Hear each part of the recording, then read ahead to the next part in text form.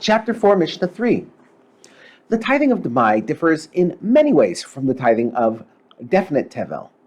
One of the differences between them is that Meiser Rishon of tevel must be given to a Levi, while Meiser Rishon of Demai does not need to be given to a Levi. Rather, the owner of the Demai may keep it and eat it himself. As a result, when he designates Meiser Rishon for Demai, he need only do so verbally. He does not have to physically separate it from the remainder of the produce.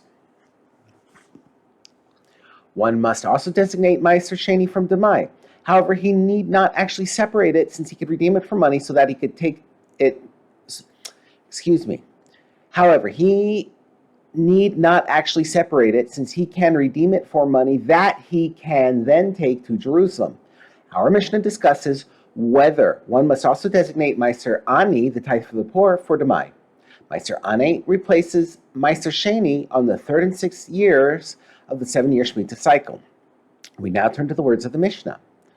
Rabbi Eliezer says, one need not even designate by name Meiser Ani of Demai, i.e. not only is it unnecessary to separate Meiser Ani from Demai produce, one need not even designate it by name to remove the possible tevel prohibition.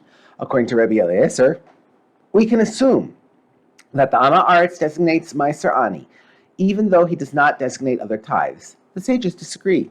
But the sages say he must designate the Meiser Ani of Demai by name in order to remove the possible tevel prohibition from the produce. But he need not separate it physically from the rest of the produce, since he may keep it.